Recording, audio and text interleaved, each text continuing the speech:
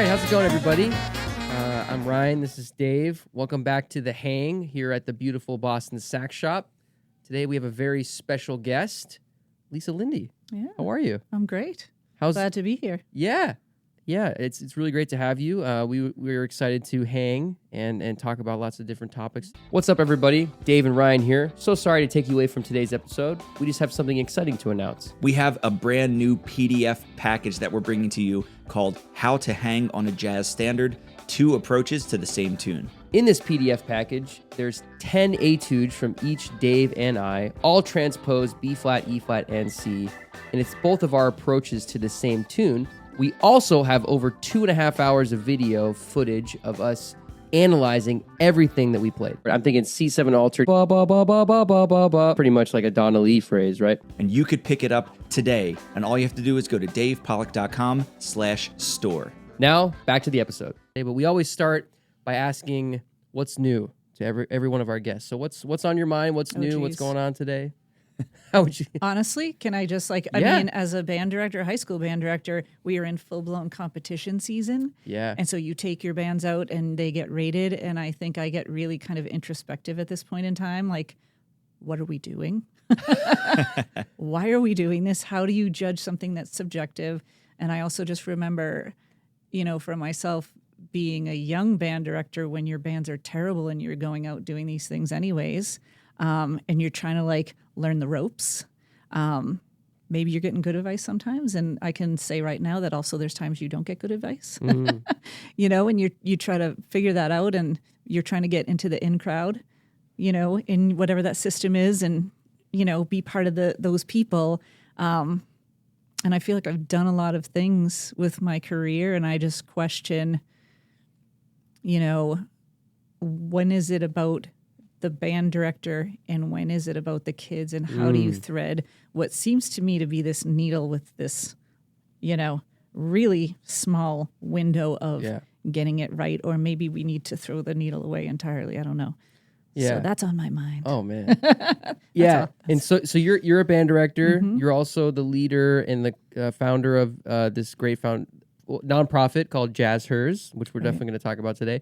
You are my boss at basically at Newton South. No, you're my boss. Well, we are co-directors at Newton South High School in Newton, Mass. We just got back from the Charles Mingus competition, which the big band got the top Mingus Spirit Award, which is a fantastic honor, and went through a lot of different things. And well, I'm just going to interrupt and say that speaks to what was our purpose there? Right. To win the award.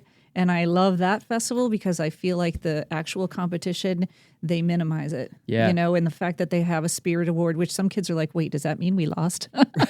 Right? Is that the one they give to the... what I'm like? I don't get that sense when I listen to the bands that sometimes it's people that do something very powerful with the music. And if that's the end game, I think that's a great award. Yeah. Also, I was going to tell Dave this. We got to be a part of the educators meeting at the conference, which was really cool. Talking to all these different people about in the education system at the college level and at the high school level, and what is jazz competition, and is that good for younger kids? Is that Wayne Escoffrey was there, and he had a great point about I grew up with people telling it was a competition. And it was hard, competing for gigs and having the whole cutting session thing at a gig, but he also said that I can see how it can be intimidating and not as inviting for people, and what is the balancing act? And they even said that maybe the Mingus competition shouldn't be a competition. Maybe it should be just a festival. Do we need first and second? It's kind of interesting. And you teach at a high school too, so I'm sure you have some opinions on this. Yeah. I have lots of opinions about it, and I've been doing it for a little bit now. But yeah, I don't know. I want to get more of your thoughts on it. Don't worry about what I think. Okay. Yeah. We'll dive into that as it comes up. So I mean, for anybody who doesn't know you, who's watching it, I know they now know you're a band director, but any other, if someone, clean slate, what do you want people to know about, your career or anything in music leading up to now, and the foundation or anything, really. I teach at Newton South. I think what's interesting is that right now I'm probably having most success with my jazz groups. But what was terrifying to me kind of I hit this one point where, I'd worked there for a long time and spent a long time trying to build in this really honest way of, I'm not going to just do 3 charts and, I'm not going to cram it into people who aren't ready. So it took probably like 20 years until the band started to get good. I also had kids in the middle and was part-time. So it took quite a long time. And I get to this point where we were accepted into this Mingus Festival. This is 2018. And the coveted, and Mingus is coveted too. I don't want to put that in a different camp, but the Essentially Ellington Festival. And I like just the blood drained from my face. And I'm like, wait, I'm doing these this year? Me? Mm-hmm. And I also had like 11 graduate credits that I had taken that year. And I was taking my kids to New Orleans. So I developed like this 3-month-long eye twitch from stress. And I just kept asking myself, like, why me? And I also in the back of my mind, and this kind of leads to Jazzers, but I knew that there weren't a lot of women band directors at these things. There weren't, I had done Berkeley and I would count. They, how many other women are here? Ooh, vocal jazz, me. Vocal jazz. You know what I mean? Like to be this woman. So just basically trying to not think about it because I just kept thinking I can't be the first or the second or even the third at this thing ever and be a band director. Like that's too many things. Like it's hard enough to just do this once. And also that I don't have a major in jazz performance and all like many of these other band directors at these festivals to get to this level. That's the background they have. And I kept saying like, okay, woo, like what's going on here? And I did have a moment that calmed me down for the Essentially Ellington to think, wait, Wynton, remember that Grammy? I think I was in high school when he won the 2 Grammys that same year, jazz and classical. And I went, okay, no. My master's degree is in wind ensemble conducting, but that's okay. That's a good thing. Like this is it'll be respected. So, I think that's, and maybe I'm segueing, I'm not even answering your question at this point, but, really to look at myself and say like, why was it me that, there had been an 18-year gap at Jazz at Lincoln Center from me to my predecessor woman who had made that festival, 18 years of no women. That's a long time. Wow. Very long time. Yeah. And I just had a lot of imposter syndrome for a long time. So I started Jazzers, and one of the coolest things, so Jazzers is really to change that, more girls and non-binary students in the band, on the stage, in front of the band, just everywhere. Like, how do we connect each other? How do we build each other up? And how do we, even figure out what the problem is? And I think one of my newest thoughts that I'm kind of getting to, and I feel like I talk sometimes with you about this, Ryan, is like, I've listened to jazz my whole life, so why was I able to get the band to this level? Because I love this music. Yeah.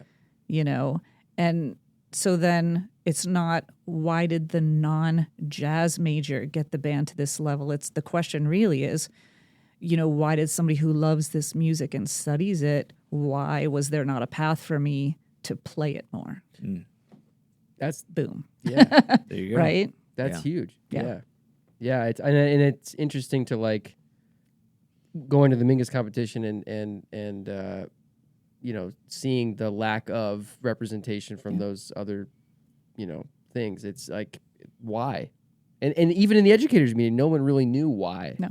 Well, and I loved what Wayne was saying, and that's my other, like, I keep trying to find little trails that I can follow to discover more. And another one this past year is the mentor thing. Yeah. Because partly when he was saying, like, I had my butt kicked by somebody, like, there's a mentor in that picture for you. And sometimes it's the mentor kicking your butt, but there's love associated with that and trust, or maybe there was not love and trust and there was some kind of ugly situation, and that you could take back and talk to your mentor and they can talk you through, either what you need to do differently or how you need to put that out of your mind.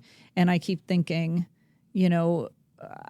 for whatever reason, I was in all the spaces with the people, but that mentor situation just never happened. And, part of that is it's the 80s. I go to college. I'm in the jazz band, but there's not this huge, like, program, to be improvising and to have these jazz lessons. Like, as I spent a lot of time, the jazz instruction in the 80s was, here's a scale. Sure. And here's an Abersol record. Yeah. Come back to me when you sound good. Yeah. That was the instruction, pretty much. And so, I think with the Jazzhurst, if I have this big goal, it's to try to figure out, like, that doesn't work. That doesn't work for a lot of people. It does for some. Mm-hmm. And so those are the people telling us the stories of how hard they worked and what they needed to do. But I also think they had a mentor. So I think there's two sides, but, how do we make this something that is more accessible for everyone? There are people who out there who maybe want to do this, shy away from it, and like, what are the steps we can create? What's missing? Because I don't know the answer. As a woman, I'm not like, well, it's this. And obviously, and we can talk about patriarchy, we can talk about this masculine jazz culture, but, I can't point a finger at a person or a thing. I can't. I don't know what it is. It's bigger than all of us, and it's going to take all of us probably to find the solution. Yeah, I agree. Can you give some context on what Jazzhurst is and like why you started it, what it is now, and all that stuff? Yeah, I'm really curious about it. Yeah, like really. Yeah, I mean, it was after that 2018. In my mind, I came home and actually, when we had been at Essentially Ellington, they have a Q&A with the Jazz at Lincoln Center Orchestra and Wynton Marsalis, and one of the students, a girl, went to the microphone and said, Mr. Marsalis, I don't see myself represented in your orchestra. Whoa. Can you give me advice? And even then, I'm like sinking in my chair, like, why didn't they ask this on the other years?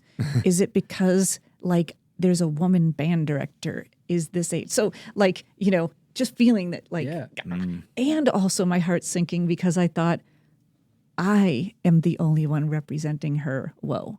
You know what I'm saying? That's, again, a lot of pressure. So, at the time I was dissatisfied with his answer. I thought he would just say how to solve it. He seems to know a lot, right? You know what I mean? Come on. And so, I left kind of like, But the thing he said to that girl was something to the effect of, if you see a void in your circumstances, the circumstances around you, if you see something lacking, put yourself in there. Don't let it just kind of stay, suffocating or drowning or, whatever it is. So I actually took that as a personal message to myself, although he was talking to someone else. And I said, I need to do this. And I feel like I've been around long enough and I've taught long enough and I've done this long enough. So I just decided we would start with doing like a clinic, bring girls and non-binary students together. First clinic, I was just begging people, like, friends, can you come in and help? And, I created this whole model. It turns out I later found that someone else had already created that model out, Sarah Klein out in Berkeley, California. And I was like, oh man, I wish I had used Google a little bit more. That would have saved me a lot of time. It's called Jazz Girls Day. It's usually a 4-hour clinic. So we started out doing some of those. And then I probably had like a 3 to 5 year plan. I'd like to see some ensembles happening and go from there. And then COVID hit. So there's a pause. But right now, I think, if we started 2018, so it might have been 2019 by the time we first did an event. We're about in that 5-year window. We have these ensemble sessions that meet for about 7 or 8 weeks that end in a concert that kids can sign up for. We have one-day clinics. We had Alexa Tarantino this year come out. And we usually have guest artists. We link up at the end of our ensemble sessions. So we've done Sherry Miracle. We have a really cool one coming up in April that is Natalie Cressman and Nadia Nordhaus will be part of the group there. So just amazing opportunities for students to meet professionals who, look like them. Yeah. And then I've been trying to branch out a few other ways. We also just did something called Educator Connect, which is like, here I am going to the Mingus Festival or the Essentially Ellington Festival. And I remember my first time I was terrified. Like, what happens at these festivals? Am I going to measure up? Or are my kids going to measure up? Like, you don't know.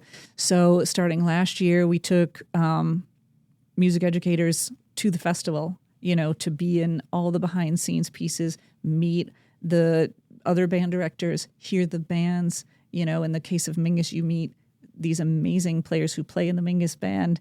You hear the history of Charles Mingus. last weekend, it's Eric Mingus, which is Charles Mingus's son, like talking about him, like what a great, just, drink in the history. So just trying to bring people, expand their room. So even in that band director's room, it was mostly men. If there was 20 people in there, 75% men. I think more than that. Yeah. So just trying to see what is. And what's interesting that I didn't realize about Jazz Her is that in some ways, one of the most important things I think that has happened so far isn't like, we have not changed the ratio of, gender in the state of Massachusetts in the jazz ensembles at all. But there's a lot more awareness and people are talking about it. And I guess that's the beginning. Yeah, it's definitely not going to be something that can, I think, could be changed super quick. I don't see some of these guys who've been teaching forever all of a sudden giving up their jobs. You know what I mean? Yeah. And it's like not to joke about the situation, but just what you're doing is awesome, and hopefully it's one of those things where it's being the seeds are being planted now. So people that are in high school, and what ages are the kids coming in for the? Yeah, I mean, we started out doing high school because that's what I know. And then there's always younger kids. Somebody's saying, can an 8th grader go? And, and so now we're definitely 7 through 12. Cool. I think we need to probably focus and have some more focused, younger students. I would also love to focus on strings, Yeah. Jazz. Who doesn't want to hear jazz violin? Who doesn't want to hear some jazz cello? And totally. like to me, like bassoon, French horn, like it doesn't. And that's part of the problem, I think, with the gender situation in public schools is that we do a big band. Yeah. Why are we doing that? Yeah. And not to say I don't love big band because I do. Although if you think of all of the jazz I've listened to, big band is a small percentage. Yeah. Maybe for all of us. I don't know, right? Yeah. Okay, so maybe we should think, I need to go home and think about that now, right? But like, when it's trumpets and trombones and a bass player and a drummer, like even though anyone can play these instruments, they still tend to be gendered. So you're probably going to have more boys than girls just in that situation. Yet if we did a small group approach in public schools, you really would have this just much more freedom of bringing this art form to everyone. And isn't that what we want? 100%. Right? Yeah, like we have improv classes at Newton, like that you can take during the school day. That's great. Which is amazing. Like I've never heard of another school. It's the best. I mean, and it's Lexington, Massachusetts, Jeff Leonard, who taught there for many years. He's retired, and that's what he did with his program. And I mean, okay, so my story was like I just kept playing those scales with the Aebersold, never sounded good, graduate. Oh, well, never had my mentor. What's the first thing I did when I got to Newton South is start those classes. And so I was learning with the kids, like, let's transcribe this Miles Davis solo together. Yeah. And then I would do, we've had 4 terms in our year. And so we would do like a first term concert. Mm-hmm. Second term, we would write music, contrafacts of the music we had learned first term. Third term, we would do the music of an artist. So like when it's time to do the music of Miles Davis, I studied Miles Davis too, Thelonious Monk. And when you really go through the canon of somebody's work, like what you learn as a teacher or the kid who's taking my class, like, you know what I mean? Like just bringing all that in. So for me, it's funny because those are my favorite classes. Yeah. The improv classes. How many people are in the program at Newton? Oh, it's small right now. I mean, post-COVID, our middle schools did not really play. We struggled in Newton. It's an affluent community, and we really struggled to kind of piece it together during that period of time.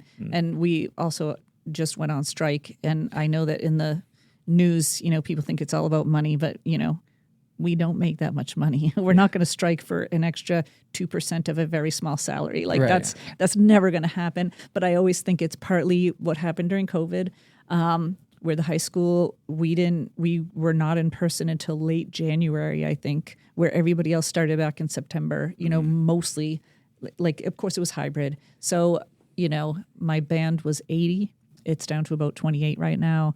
We had a second jazz band that was about 45 or 50. It's 7. And then I have some small improv classes. So right now we're on the low end of numbers for sure. I was just asking because that's one of the things when you start wanting to have classes or ensembles of smaller amounts of kids. Yeah. If you have a big program, how are you going to divide that up just logistically? And so we argued there tough. that like if I had a symphonic band of 80, I should be able to have some smaller classes just to kind of manage my overall average. Yeah. I also, the improv classes, they're not 7 kids. You know what I'm saying? They're like 15, 18, 20. Mm-hmm. It's a lot. Yeah. The nice thing is that it guarantees you have drummers and bass players, right?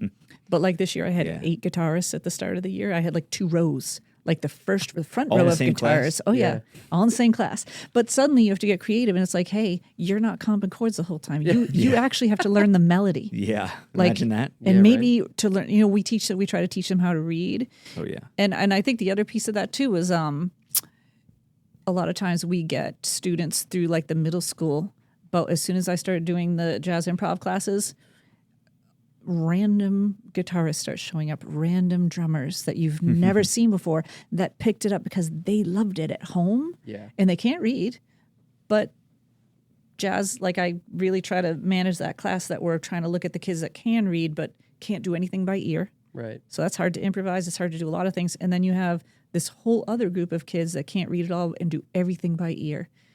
So we read the melody and the saxophones and the trumpets are nailing it. And then the solos come and the saxophones and trumpets are lost and really don't sound very good. But your guitarists are just like completely shredding from day one. So it's a cool balance. There you go. Yeah.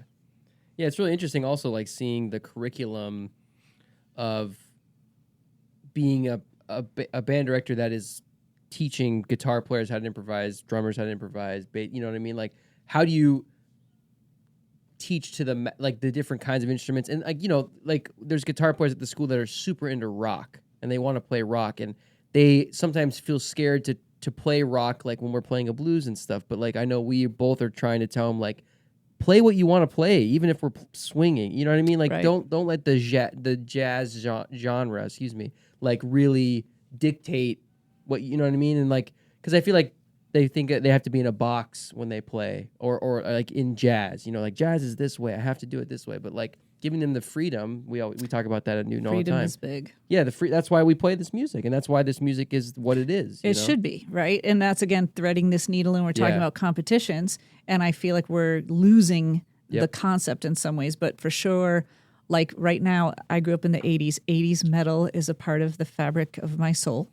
Right. And so when I have those like 80s metal guitarists that show up in my band wearing, Black Sabbath T-shirts and they look at me and they immediately think I'm not going to get it. But I know those tunes and they start playing them and I can, I know exactly the name of the tune and we have this bond. And I usually just try to explain to them, it's not that I don't love what you play. I'm just trying to give you more options. Yeah. I'm trying to add to what you have. And I never disrespect the music that they love. Right. And I think that's really important, at least for me as a teacher. Who am I to say that there's any genre of music that's better or worse than another? I just don't agree with that. Yeah, like I think that's what inspires kids, I think, to keep going is to like, oh, that thing that I love, I can incorporate that with this new thing. And okay, well, funny story. Yeah. And the name of the tune is Freedom. Okay, so I'm driving home from New York from the Mingus Festival, and my mind is like, I'm exhausted and my mind is all over the place. But I start to think through like, that I am a child of the 80s, and there was this music that was called rap, and then like hip hop today, like, and I just started thinking like, what was the journey there? And so then I'm thinking Grandmaster Flash I used to listen to, right? So I go look up and I'm like, so we start listening to the album and it's got some questionable lyrics in there. My husband's looking to me and I'm like, wait, you don't know this? Yeah. Mm-hmm. I can sing, rap. I can do the whole album, but, I'm kind of sad about it right now, but the second tune on the album, Freedom, I'm like, what's this tune? I start listening to it. Oh yeah, I remember this one. And then it gets to this little pop of like a brass line. And it dawns on me, and it's like 2 measures. But I realize I transcribed that when I was in high school. I remember just came back to you. Transcribing it. But can I tell you that the jazz culture of the time, I was transcribing because I loved transcribing. It was not something we were taught to do. And I actually thought that I was wasting time that I should have been spending practicing. And like, imagine if someone just told me to transcribe the jazz albums. Do you know what I'm saying? Yeah. So here I am transcribing this Grandmaster Flash 2-measure like horn line desperately, because that's how I liked to learn. And so going back to the Jazzhurst thing, what are we missing when there's someone growing up who loves to learn playing by ear? I was never taught to play that way. Right. And so I really couldn't develop it, but I would cheat sometimes and listen to albums and figure out those little things. So I don't know. I'm rambling in a long way, but no, I love one of the things I think so many people need to. I see. Even to this day, even though so many years I've sat in so many meetings talking about the big buzzwords like differentiation, right? And they talk about it in a math classroom, differentiating the way you look with graphs and tables and this and that. And then the music classroom, everybody has to learn the exact same way. And I said, what are we doing here? So, I mean, that's big for me when I'm teaching. I know that when I'm going over, modes of a major scale on the board, and I'm like, all right, guys, we're just going to go through this. We're going to get through it. I know there's kids in there that know it really well, and there's other kids who like have no idea. And then I always try to come at it from all the different angles, right? So I'm talking like, all right, we're going to do it like this and read it like this. Now I want everybody to play a concert B flat major scale, but start on the second note, start on the third note, start on the fourth note. You just played all these scales, but you didn't have to think about the nitty gritty. Yeah. You just did it, right? I asked them to raise your left hand. You didn't think about the muscle in your elbow. You just raised your hand. But if I talked to you about every muscle in it, you could still do it, but it's just approaching it from a different way, like an analytical way, a theoretical way, an oral way. And I think it's so important because, if in the elementary program you learn by reading the music, and then you go to middle school and you do it this way, there's going to be the kids who, everybody, when you first start an instrument, everybody's equally horrible at it, right? And then it starts doing this.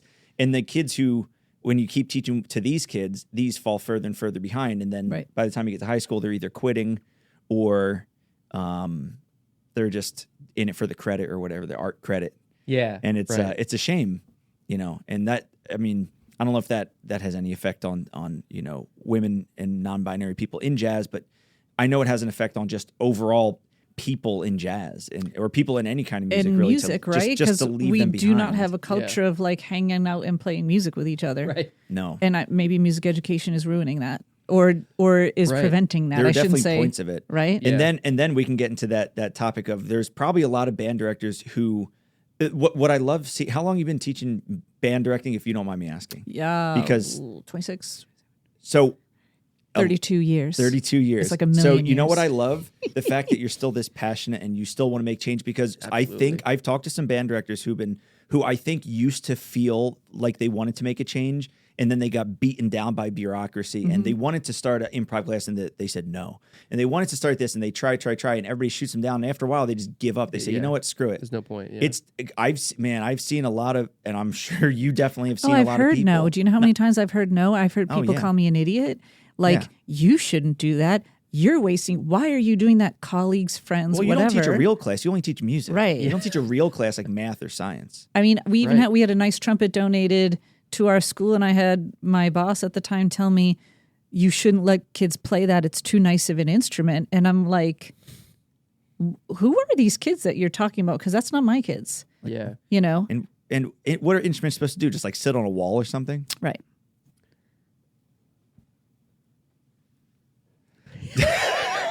Sorry, I had to tee that one up. For everybody just listening on the podcast, I stared at the wall with about 500 saxophones. We're live at Boston Sax Shop in the sales room. But yeah, and it's like it's a shame because you got to keep pushing. You got to keep, because as soon as you give up, then you know nothing's going to get done. If you keep trying, nothing might get done or something might get done. But what do they say? The best way to ensure that you succeed is to try, or the best way to succeed is to, every time you fail, try again. The only way to ensure failure is to stop trying. Right. One of those quotes, So it's like, I don't know, I'm saying it right, but it's great to hear that because, I'm sure there's a lot of programs that try, but they tell them they can't have it in the schedule, or especially after COVID, they were like, oh, you guys did fine, only we cut your rehearsals in half, so you're fine with that. You did great with that, so now we're going to continue with that. Right. No, it was in spite of that it was successful, or even stayed afloat. Right. It wasn't because of the fact that you cut it. It was in spite of the fact. In spite of it. Yeah. And I mean, I say this, about the system that we have in Newton. you know, we have some great ensembles at the high school in spite of the schedule. Yeah. You know, our middle schools meet once every 3 days. And if you map that out, you know, they might meet Tuesday, then Friday, then there's a Monday holiday, right? So then they have Tuesday, Wednesday off, then they meet Thursday. Right. Then the next week, they have a Friday and a Monday off. They're meeting, you know, it's like that's once or twice a week with middle school kids. And if anybody knows middle school kids, like those kids can't even figure out what day to bring their instrument. Yeah, you miss them. Yeah. Well, I taught a middle and elementary school as a K through 8 school. I taught 4th through 8th grade for 11 years. And it was once a week. You get your one lesson once a week, and then you get the one like group lesson and one rehearsal. And some of the kids had it on the same day, just the way it worked out. So Tuesday, for example, if a 5th grader had their lesson and rehearsal on Tuesday and they forgot their instrument on Tuesday, they missed an entire week of, and then their teachers would come tell me, Susie forgot her instrument, so I'm just going to keep her in class. Oh, I know. I was like, the heck you're not. It's like, no, you're not. I will make it work. But and it's tricky because then are you making friends with those teachers, right? Yeah. Sometimes you feel like you're at odds with everyone in your environment, which I do sometimes. I'm never, and I mean, I want to say I'm never at odds with my students. Of course I'm at odds. They're late. They're not practicing, right? But for me, that space is always home for whatever reason. Yeah. I don't know why. It's what has gotten me through the entire amount of time. It's not been the structure of the public schools that has done nothing to help me. But I went in knowing that, and I feel like I'm on this mission to work through that system in spite of its flaws and try to create a space for students to show them what I know about music and how awesome it is. And because if I'm not doing it, like who's doing it in this world right now? Yeah. You know what I mean? It's not, kids don't have enough access to, you know, I don't even want to say quality education, just music education. Yeah. They just don't have enough access to it. So. Yeah, the last two people that we've talked to today, we were talking about the education system and the differences between now and how it was and how much more accessible certain things are, but you can only do so much on a YouTube video. Right. You know what I mean? Like I love working for jazz lesson videos and companies that are online doing things like that. And I know Dave has a community for it. And it's amazing that you can go online and learn what a 251 is. But I think the goal of all those videos and the goal of these companies is to get you to a private lesson teacher, is to get you to the community. You know what I mean? And a lot of people, I think, don't see that because they want the answers immediately. You know, whether it's people that are older in college or maybe like, you know, after they go to high school and they see some of these opportunities and then they're like, oh, well, what's my next step? They see this YouTube video. Oh, this teacher on YouTube sounds great. I want to sound like him. I'm just going to buy all these PDFs. And that's absolutely great. Awesome. You should definitely use that. But even in the Mingus Clinic, like Abraham Burton and Mark Gross were talking about how those resources are fantastic, but it's the next step. It's the thing that connects you to the people that are doing it in the community aspect. Or it's a supplement to that community. Absolutely. You know, because how do you learn as a student unless you're face-to-face with someone playing the instrument to see how big of a breath they take before they play? Like you have to be next to that person. You can't listen to them on a video. You can't really even be at a concert hall and be a million miles away, although that's a little bit better, right? Yeah. But that in-person moment, you know, it's so powerful. Like with my students right now, like we had Kenny Rampton in earlier this year. And so at some point during our preparation, you know, I said to my trumpet section, like something like Kenny Ramptonize, or I was saying Ramptonize that note. Bijan Watson has been a guest star. So Bijan Watson that note, you know, Marsalis that note. Yeah. And as soon as they've seen these people live, they've been near them. And when you say that, it's like the raising your hand thing you were talking about earlier. I can describe it 8 million ways, or you can sit in a room, watch this person play, and be completely imprinted with that sound. And now you have such a clear picture in your mind. When I ask you to recreate it, there's 2 million things that you just did. And instead of me saying, you take a bigger breath, mouth this, like, you know, it's just, it happens. It's like magic. It's like magic. I find the golf swings very much like that. Like for me, like when I had golf teachers growing up and like people, you know, to show me like the mechanics of the golf swing. But, you know, I haven't taken a golf lesson in a couple years now because I just golf for fun. But like if I'm on the range or doing whatever, like I have people's swings in my mind that I've seen in person or online that I try and tell myself to associate a feeling with or whatever.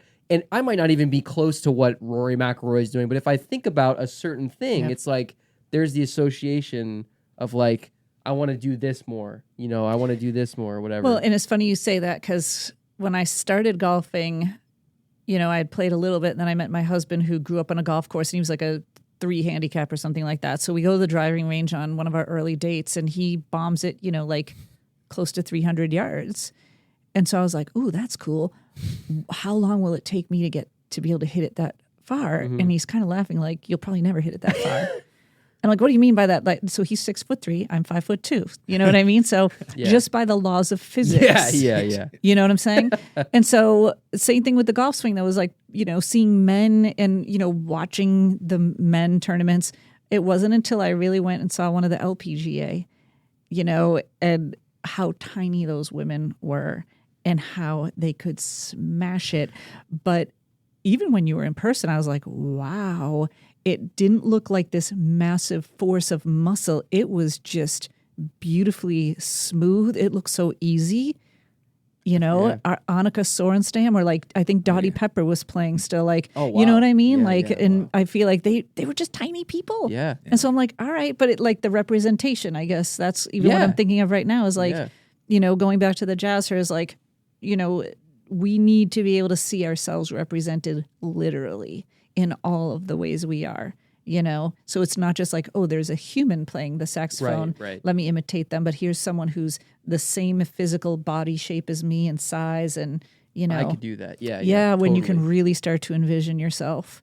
I had a guest artist once, a woman, and it was around this time I was teaching with a guy who was so nice to the kids all the time, so sensitive. And I kept thinking, like, I think I'm a jerk. And like, I have my own children, but I feel like this colleague of mine who doesn't even have children is so nurturing. And I started to question everything about who I was as a person. And as a woman, aren't women supposed to be nurturing? And maybe I'm literally broken and flawed. And then we had this woman guest artist in, beautiful, funny, and like the mouth of a truck driver. And I thought, that is my woman. That is who I am. Yeah. You know what I mean? And then I went, oh wait, I don't need to be nurturing, and I probably am nurturing, but like really, like we don't have to keep trying to identify with stereotypes. Right. You know? Yeah. But I just, you know, I don't have a lot of role models, so I question myself a lot, you know, in my field. Am I doing this right? Is this effective? But you know, it's an interesting like road to navigate through. Right. Yeah, on what is there. Filled with questions. Yeah, absolutely. One segment that we do on this podcast is we touched a little bit on it, but is talking about our hobbies and things outside of music. So I know you touched on golf, and we've talked about golf. Dave and I both golf. Maybe me a little bit more than Dave. Dave and I still need to go out on the course together. We should all go. We for have sure. to. Yes, I know. I got to practice first. And sometimes you can't see how my game is right now. Well, no, sometimes though, like, and sometimes in February in Massachusetts, like it's suddenly 65 degrees and like you pull your golf clubs out. Anytime it's if it's near 60. I'm waiting for it. And it can't be raining. So I don't think we've had that quite yet. Not yet, but soon. You know, and sometimes that's your best round because you just don't expect it and you have no expectations. Amen. Boom. Oh my gosh, the courses here, and I promise we're gonna get to this segment in a second, but the courses here, they almost never have ranges, like driving range. Like a lot of the city courses, it's just like go play. You know what I mean? Right. And those rounds where I don't warm up are almost consistently my best rounds because I'm like, here we go. You know, it doesn't matter. You don't get in your head about it. Yeah. But anyway, so other hobbies outside of music that you have, maybe golf or golf adjacent or anything else? Yoga. Which, oddly enough, I feel like I take into my teaching all the time because when you're in those classes, you know, if you have the right kind of teachers, there's a lot of talk about being able to hold a pose that is painful and it shouldn't really be painful, I guess. Uncomfortable, you know, and sit and breathe through uncomfortable moments. Stop judging yourself. Stop comparing yourself to others. Don't look at the other people and try to make the same shape. You have a different body. You're going to make a different shape with this pose. And so I love trying to bring that kind of the mindfulness, breathing. There's a million ways I feel like yoga relates to my teaching. And in fact, I would say, again, to the woman kind of in the band director role, it was one of the first ways I felt that I was really bringing myself into the classroom in a way that a lot of men weren't. And yet I was like, this is so important. This is like such a good thing for the kids to be hearing. And it helped me figure out a way to not kind of go down this, be more stern with students to get them to do what I want, and to kind of find this, it's maybe nurturing. I don't know. Maybe I am nurturing, right? But a kind of a different way that I feel like it gave them more space and more freedom to be themselves, because I wasn't in their business so much. So that and knitting. Oh. Yoga and knitting, like, yay, what Very fun. relaxed. I love but, that. Because literally I'm a crazy person at work every day, right? So You need that balance, right?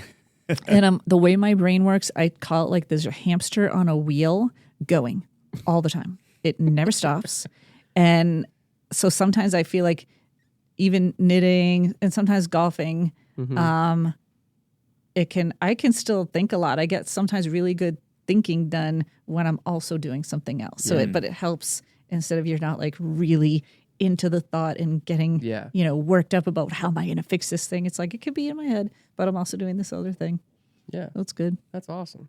Love that. Yeah. It's relaxing. Yeah, I you love need, that. you need that, especially, like you said, crazy person at work. You got yelling. You're trying to get things done in a short amount of time. You're up against a schedule. You're up against the thing. Bell's going to ring. You leave. Bell's gonna ring. You got to get out. And 2 rehearsals left. Where's your spin? And then you get. It's good because They always say, this has a point in the airplane. They say if the oxygen drops down, first thing they always say is put your mask on before helping other people. So I think it's really important that you take care of yourself and your mental, physical, so you can go into class or anything you do. Yeah. You have to be right too, because if you bring in stress and you're pissed off about the 49ers losing the Super Bowl and freaking blowing it, I'm not holding on to that still. It's okay. You're actually mad about that? Yeah, dude. You're a 49ers fan? You didn't know this? No. Oh, yeah. I'm a 49. I'm Philly everything else, but I'm a 49ers football fan. I have been my whole life. I don't know why. What? We'll talk about this later. This is crazy. You didn't know that? No. I knew you were a Philly fan, but 49ers? Yeah, just for football, for whatever reason. Ever since I was little. I don't even remember how I started being a 49ers fan. Okay. Well, yeah. They choked. Yeah, so. yeah. And I didn't get to watch. I watched the first 5 minutes, then it cut out. We were over the Pacific Ocean on the way to Hawaii, and there was no Wi-Fi the whole time. When we landed, I checked the score. I was like, oh, they lost. That's great. A couple of my students were like, sorry, Mr. Pollack. Yeah, so that was that. It was a bad loss. But anyway, Patrick Mahomes is the best to ever do it. At least you're going to lose to someone. You're not going to lose. Right. Last time they lost. Well, the last time they lost to them, but then in 2012 they lost to Joe Flacco. So I'd rather lose to Patrick Mahomes. This is true. But that was with Kaepernick. But that's okay. Sorry to interrupt. So. Well, I grew up in Foxborough, so I have gone, Patriots fan my whole life, but like through all of the years that they never won. Oh yeah, right. it was. So rough. I know like people now, Tom Brady, Patriots, but like for me, like I was that diehard fan for so many years, so it's very hard for me to kind of see. None of them won. We had deserved a few wins. The Red Sox didn't win for the Babe Ruth curse and all that. Yep. And now they say you better look both ways before you cross the street in Boston. You might get hit by a parade. yeah, literally, yeah. But where was I going with this? Oh, yeah. But if I bring that into class and I'm all negative, yep. And I'm all that, it's gonna rub off. The kids are very receptive to how your energy is. Like, so are we transitioning to talk about the big Facebook post that's been going around in the music education world? I think this is a good, absolutely. It's a good topic. And so I don't know Jeff Keyser at all. And real quick, to all the kids out there, Facebook is something that old people like us use. It's a very limited to look at our friends' I feel like kids and grandkids. My generation is the last generation of Facebook people. It's old people. Anybody younger than me, nobody's on Facebook. None of the high school kids, they don't know what Facebook is. Yeah. But yeah, it's it's a mobile app. I didn't have it. I graduated high school and I still didn't have Facebook, so it's relatively new to me. But yeah. Okay, keep going. And also Jeff Keyser is a fantastic piano player, professional musician. Yeah, and I've heard nothing but great things about him along the way. But he has this post that has like completely exploded in the Facebooks. And it's just been so interesting to me. I have a million thoughts about it. I've been thinking about it a lot of the days since then. And I feel like I want to post about it. I'm like, nope, let it go. Like, let the thing. But however, so the thing that I think sticks out to me the most about it, we were about to leave on our trip for the Mingus Festival. I teach high school. And his rant was about, and he's not wrong, right? He's teaching at Juilliard and there's kids late. And his point is, you can't be late. This doesn't work. It's not going to help you in your career. And the tone of the thing was very angry and just fed up in his Facebook. So sometimes, do you want to post that on Facebook? You know, maybe you don't, maybe you do. And so then the comments start rolling in. And one of the first ones I saw was from someone I was friends with who said, essentially like, dude, if you're mad, like, this must be really bad because I don't even associate this kind of anger with who I know you to be. Right. And so I took a beat and I was like, okay, so like, let's watch this. But there were so many people doing that whole back in my day, you know, and I'm like, well, the back in my day was probably my day after 30 something years of teaching, right? Like, I think I probably was there for that day. And there was kids late then too. You know, do you want to know how many music theory classes I skipped in college and ear training? Because I was joking with my students, but I didn't feel like sitting in the room waiting for somebody else to figure it out, you know? And I had A's in all of the classes and I skipped them. Things I never skipped was a lesson or an ensemble, ever, never. And I was never late.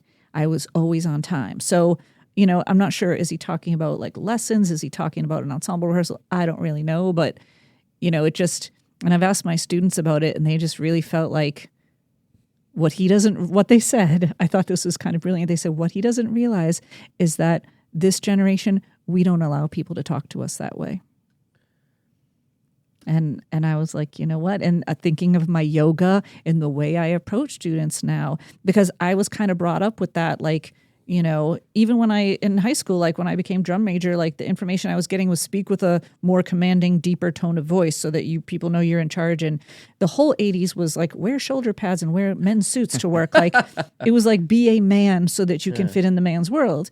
And so for me, and again, like kind of circling back to jazz here, is like we're trying to create a space where you don't have to be someone else to be yourself. Right? You can be your authentic self. And so when the student says, like, we don't do that anymore, I thought, you know what? Good for you. Because I did. And I'm okay. You know what I mean? Would I be better had I not? You know, and for kids to, you know, and I think also today kids, you know, some kid doesn't have heat and is late for class. That's probably a big deal. Maybe they need to take care of that. You know, that's not nothing.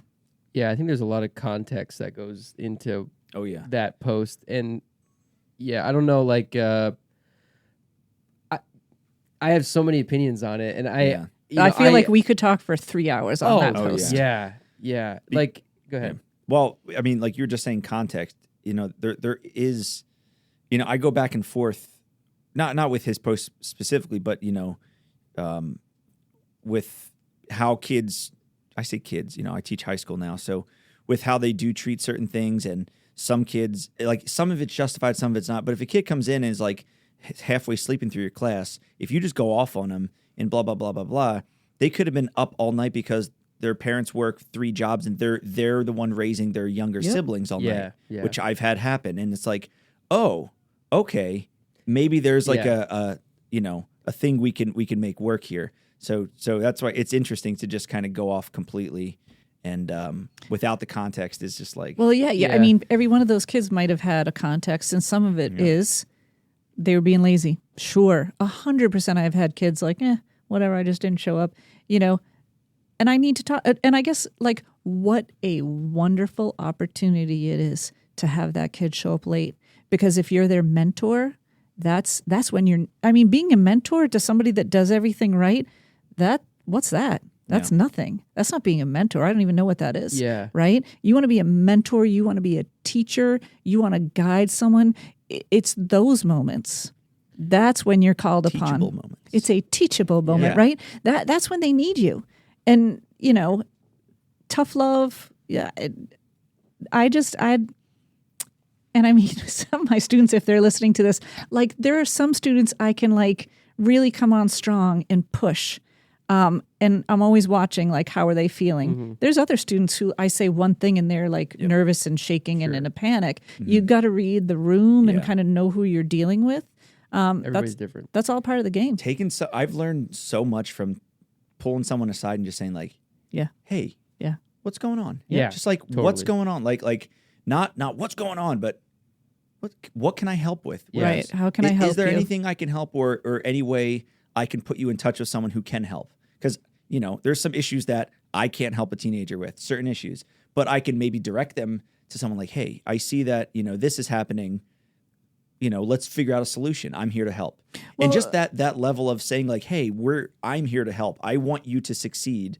You matter. Yeah. You matter to me. Not like, you showed up late one time. Pfft, that kid, see, he never showed up late. That's why I'm going to give him all the attention and I'm going to give. And then it's like, then that divide now keeps, there the divide is again, right? And like the whole context thing of like, that kid is late to class this one day because the post when I read it seemed like he was, he's had so many of these experiences in a row that he wants to reach out to a global audience for people to also share that this is the same thing that he's feeling. You know what I mean? Like maybe it's like, I feel like that's why a lot of people post on Facebook. It's to get people that agree with them. The echo chamber. The echo chamber. You need to hear it. And someone posted, I can't remember who it was. Someone posted a good thing of like, if you really care about what's going on with these students, don't post about it on Facebook. Go tell them. Tell them. But here's the thing. I don't know the context. Maybe he has like 1,000,000 times and it's still not working. But also those kids, I can think of actual people in my head, like I sent, I didn't literally send these kids to Juilliard, but like I send kids to music school. Yeah. They're not done yet. And you should have seen whatever that kid is you're complaining about right now. You should have seen that kid when they were freshmen. Do you know how much, Jeff Keyser, do you know how much work I did on that kid that's showing up late right now? Yeah. Like you have no idea. Like they're showing up at all. And I'm also envisioning certain kids that like, they were that big fish in the small pond somewhere in who knows where, United States of America. And it didn't matter if they didn't show up to things because they were the only one that knew what they were doing. Right. And so they're trying to figure out their place. Yep. Right? Again, this is your moment as the mentor to bring the plane, land the plane. Yep. Right? Here's another one I thought of, and this is I wouldn't post this, especially not to Jeff Keyser, but not to anybody really. Not that I care who I posted to, but I had a thought. How about we make our teaching and our classes so enjoyable that they really don't want to show up late. Like they really care. If your class is so good, they're going to do everything in their power to not be late or lazy or whatever because your class matters. Quick story. I use this all the time and I'm so glad it happened because I can now tell the story the rest of my life. This kid's probably, 25 now, but he was, when I was teaching middle school, we had the middle school jazz band. It was once a week before school. So rehearsal started at 7:30. I had him come at 7:15, right? The one day we're rehearsing, he's always early. He's always like on time early. Trumpet player, great kid. I'm like, man, it was twin brothers. Where are they? Will comes running through the door. Sorry, Mr. Pollack, I'm sorry I'm late. I'm like, it's good. It's like right at 7:30. I'm like, you're cool. Take a breath. I'm like, you're just late for you, but you're not like late. See him get his trumpet out. Okay. I notice he doesn't have any shoes on. Will, where are your shoes? And everybody else was like, what? It's like, why are you in your socks? Literally walked in the band room in his socks. Dude, where are your socks? He said this. He goes, I came down, I realized I was a little late and I came running downstairs and I was about to run out to my dad's car and I realized I left my shoes upstairs and I didn't want to go back because I didn't want to be any more late. And I almost cried. I was like, this is amazing. And I knew at that moment I was going to tell the story the rest of my life. I was like, so not that like, listen, other kids were late. It wasn't like my class, but it's funny that like someone cared that much to not be, I'm like, dude, I told him though, I said, listen, next time, go get your shoes. I don't need you coming in here. He's like, my dad will bring them later. I'm like, that's not the point. The point is like, it wasn't like a scared thing. He was just like, I love being in jazz band so much that I don't want to be late. And I'm like, man, that's pretty cool. Yeah. And wanting to be there, right? And I kept thinking, like, if kids are skipping, there's something that they're not getting. Yeah. Right. That's what I mean. Like, maybe they need if to you're going be to there. Juilliard, Right. you know what I mean? Like, also, that's the other thing. They're paying for school or whatever. It's their choice whether they show up or not. Yeah, that's why I don't understand the anger. And I will say this. So on Wednesday this past week, and I'm not remembering her name right now, but she teaches at Yale, and she has this course on how to kind of find happiness in life. And so she did like a 1 hour top 10. And I was thinking about this post when she got to the one on, she was talking about how to avoid burnout, you know, and you need to sleep and you rest, self-care, drink water. But the sign of burnout that she talked about was herself during COVID. You know, you're exhausted. It was just like nothing was normal and you kept trying to fix it. So there's this one student who reached out. She lives on campus. And so part of this thing at Yale, students who, you know, if you don't have medical insurance and you have a medical situation, there's like ways they reach out to faculty and say, I have a situation. Can you help me? What are the forms I need to fill out? And so she gets one of those emails from a student. She looked at the email and she's like, oh, not another one of these. Like, and just slammed the computer and just couldn't even take it anymore. Like, I'm so tired and sick of this. And that was her moment where she was like, wait, but this is what I do. This is like an everyday thing. And here I am, like, I'm so sick of this. And I immediately thought of this post, like, I'm so sick of kids being late. It's like, oh, well, then probably this is the wrong job for you because this is literally what it's all about. And how do we get them? Yeah. And is it a little bit worse right now because of COVID? 100%. Nobody had to be anywhere because you didn't know if you were going to get someone sick. So it was your choice if you showed up to anything for 2 years, you know? So those kids right now, those are the kids that are in college. They didn't, you know, as I say, I teach these kids, like, I didn't get to teach them what I normally taught them, nor did the middle school teachers train, you know, the kids before they came to me. So we're all dealing with it a little bit, but kids late to class, like, welcome to being a professor or a teacher. People choose interesting hills to die on. Yeah. And that's why Facebook will always live on. People love arguing and hearing people agree with them. It's gonna, you know, it'll become like the thing that comes with your AARP membership. Is a Facebook page. There you go. There you go. Man, we could go on for hours. Yeah, we could go on really? for hours. Yeah, this is fun. This is a great time. With you and hear all this stuff. I think the title of this episode will be Our Opinions on Jeffrey Keyser. We'd have to post it soon because it'll go viral because hopefully the thing dies down. But hey, you never know. Still going. I don't know. Yeah. Yeah, it's pretty crazy. But thank you so much for joining us. Yeah, thanks for having me. It was great. Appreciate it. Great to hang out. Great to hang with you guys. Look at that. The hang is good. The hang is good. Absolutely. Yeah. And thank you to our sponsors, Leatherback Roasters, for the Wrong Notes Only coffee. We had some Wrong Notes Only coffee today, as well as Boston Sax Shop for hosting us and letting us raid their showroom for like a whole day today. Links. Very thankful. There will be links to all this stuff. And Jazz Hers will put links, whatever. Yeah, we're looking for students all the time to join us and make new friends and have a great time. Yeah. Love it. Remember, everybody, the hang is more important than the gig. Love it. That was cool. That was awesome. So fun.